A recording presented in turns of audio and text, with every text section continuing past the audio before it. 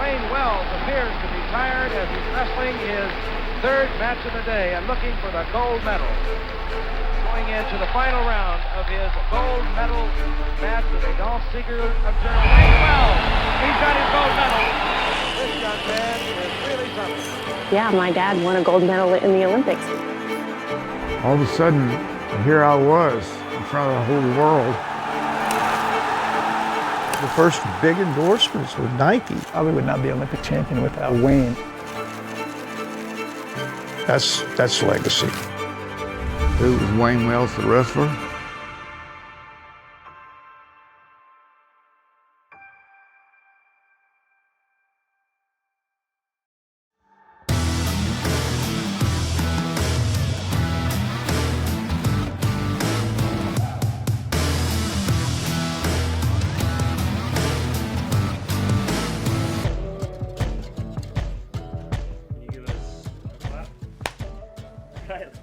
I think when you think of Wayne Wells and the wrestler, what I've learned and seen over the years was I'm just going to kick your ass, you know. Never say die. Just keep going, no matter how hard you're hurting. You learn all those other details and you realize, like, I'm just related. You know, he did all of this. Who was Wayne Wells, the wrestler? Just a kid that moved to Oklahoma from Texas and never seen or heard of an amateur wrestling match. Wayne Wells moved to Oklahoma as a young boy. He had always idolized Yogi Berra, but with his move, he had to learn a whole new sport of wrestling. Luckily for him, he attended John Marshall High School. I met Virgil Milliron, who was my high school gym coach. To put it mildly, he encouraged everybody to go out for wrestling. But he was a big OU fan, and then the guy that had really put my high school on the map as far as wrestling was a guy named Wayne Botman. And he was NCAA champion, and he was kind of my idol. So that's how Wayne Wells, the wrestler, came about. It was through just pure accident. Accident or not, he rose quickly. With an Oklahoma legend for a coach and a unique mentality, Wayne was shaped into a soon-to-be legend, but not without some trials. First up, the University of Oklahoma. Toughness was valued just as much as skills, if not more. You had to be tough just to get through the practices. I would describe him as a very tough wrestler, aggressive and in great shape. Never say die. From the time I started, I wanted to be a three-time NCAA champion. That was my goal. I lost a match early on in the national tournament. It was like the number 2 seed and everything, and I went out and got beat by somebody that I shouldn't have gotten beat by. The same thing happened my junior year, and it just killed me. It embarrassed me and whatever. Going into my senior season at OU, felt like I'd been a failure. Only a failure due to the lofty goals he had set for himself.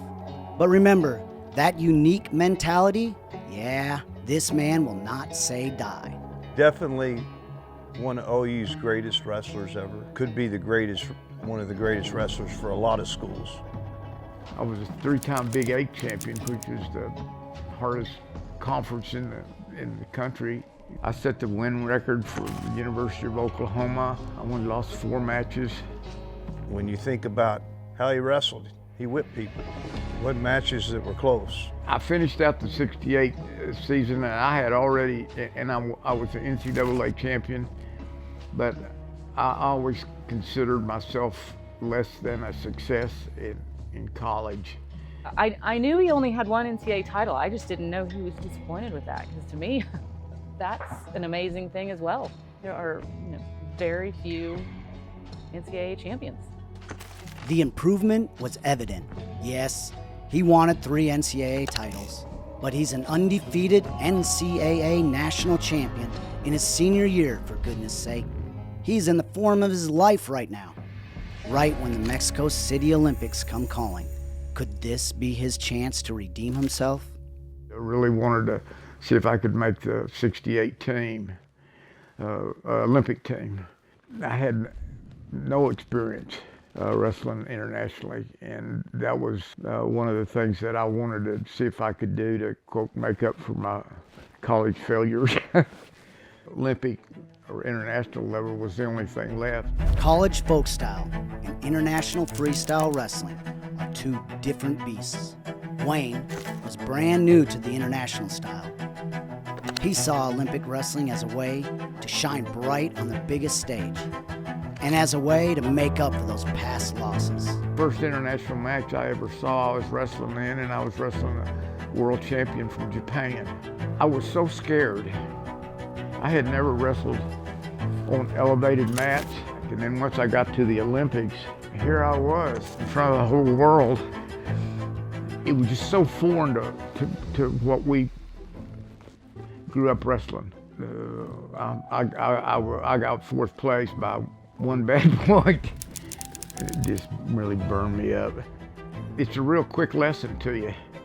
A newcomer to the world stage and only just missing the podium by 1 point. Those outside the wrestling community might be impressed, but wrestlers know, Wayne knew, and it stirs up something deep inside of you.